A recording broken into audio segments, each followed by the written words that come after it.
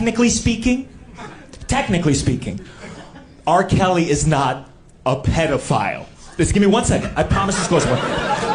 Just hear me out. The term pedophile refers to people who are attracted to those that are prepubescent. Then there's something called a hebephile.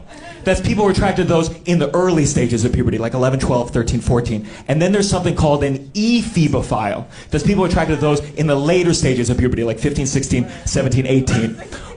But I think the reason we don't make those distinctions is because it's very hard to explain the difference without sounding like a pedophile.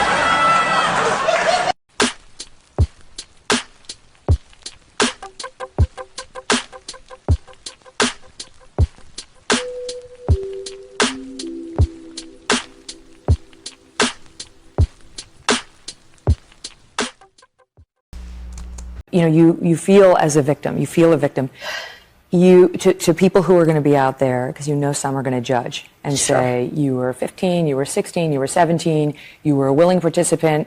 Again, the legal age of consent in California is 18, so there's no consenting for a 14 or even a 17-year-old in these circumstances. As for Epstein, I've said this before, but just as a reminder, I do know somebody very, very close to this case who is in a position to know virtually everything. Not everything, but virtually everything. And this person has told me from the start, years and years ago, that Jeffrey Epstein, in this person's view, was not a pedophile. This is this person's view, who was there for a lot of this, but that he was into the barely legal type. Like he liked 15-year-old girls. And I realize this is disgusting. I'm definitely not trying to make an excuse for this. I'm just giving you facts.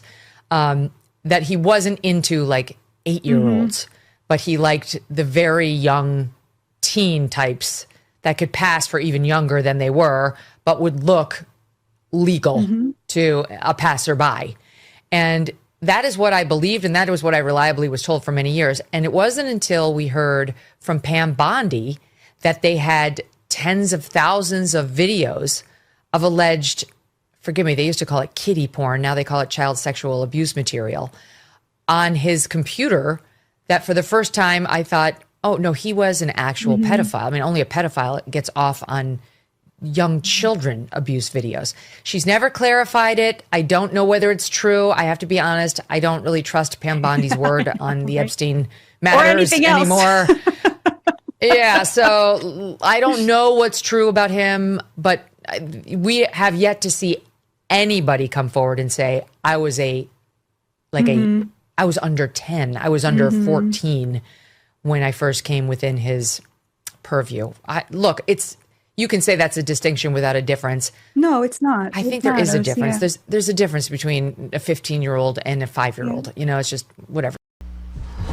Yo, so we back in here for another edition of F-ya-Motha, and probably gonna try something new and give y'all a story, then probably conflate the news because I can't be doing the news separate. That shit takes up too much SD memory card space, takes too much fucking time, and I got like an egregious amount of shit to do, so probably gonna conflate the two. But that was right there. Y'all just got done seeing Megyn Kelly making a distinction between pedophile, hebephile, and ephebophile, right? Like the comedian said in the beginning of the video, there's a reason we don't make a distinction, because yeah, it makes you seem like you're too invested in it and you might be one, right? So we just give the once over, the, you know what I'm saying, the quick glance, you know what I'm saying? When you talk about somebody messing with underage kids, we just expedite it, right? There's no reason to split hairs or make a distinction on some scumbag shit, right? You shouldn't be doing it anyways. Whether he's messing with teenagers or toddlers or prepubescent kids, like, does it really fucking matter? You know what I'm saying? So we don't make a distinction, even though, I don't know, as the days go by, the right-wing media, they're creepy as fuck. They're like, don't get me wrong, I'm shitting on the right-wing media, but that doesn't mean in no way, shape, form, or fashion that I support the Democrats. They're creepy too. For all you lost ass people out there, this is why I stress that people should vote independent, like I did. I was literally listening to a podcast earlier, as some numbnut said, well, we only got the two choices. Spoken like a true idiot, because anybody that knows politics knows you actually have 5 choices. If I'm not mistaken, you got the Green Party, you got the Democrats, you got the Republicans, you got the Socialist Party, you got the Green Party. So you got more options, but people are just kind of dense. They'd rather vote for one person than the right person.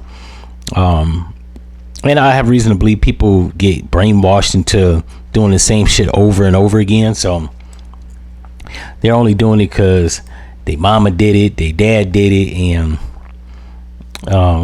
basically it's like Christianity. People don't have any thought of their own. They just do shit because they were taught how to do it. They were told to do it. It feels good, but it's not necessarily the right fucking thing. Like, that's what black people got to get out of their minds. I think I told this to a friend of mine, that the reason that black people don't vote Republican is because the Republicans literally in the last, I'll say 50 years almost, the Republicans have actually had a reputation of disenfranchising black people in the more modern recent history, right? And going back to Ronald Reagan, then Bush Sr., then Bush Jr. During those administrations, nothing good was happening to black and brown people. Hell, Bush Jr., see the Iraqi war, how Muslims was treated like shit in America during 2001. If you're under the age of 30, you don't know. Actually, no, I'll even go further. If you're under the age of 35, you don't fucking know. So get in my comment section if you 26 talking about, oh no, they weren't. You don't fucking know. You was a baby shitting in Pampers. But yeah, you know what I'm saying? That's literally like why the Republicans get a bad rep, is because they've had a stain on their shit since 1988, since the Iran-Contra scandal broke in 1989, and black people knew that they were flooding in drugs in the black community. So not only that, Ronald Reagan believed in smaller government. They were pushing to make smaller government, less social benefits or social welfare programs. Black people, I think, interpret that as they trying to cut our food stamps off. They don't give a fuck about us. And they were partly right, because white people were openly racist and wasn't hiring us. I mean, back in 1983, it was hard to get a job on Wall Street if you were a black person. The movie Pursuit for Happiness, you see all them fucking hoops they made that black man jump through.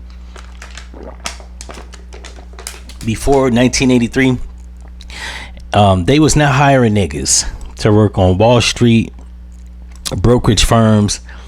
You know what I'm saying? Like, it was a real racist time. But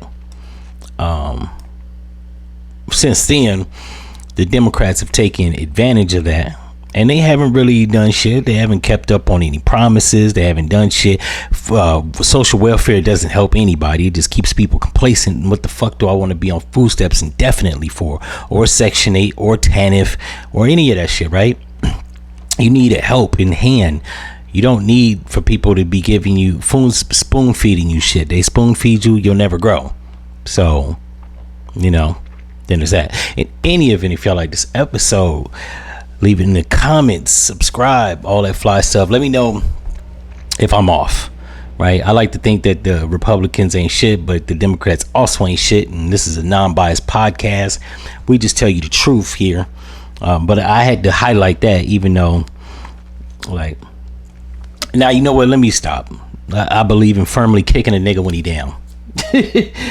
And Democrats is fucking up, so it's only fair that I make fun of the Democratic media outlet that's also hurting them. It is what it is. In any event, if you like this episode, you know what to do, and I'm out.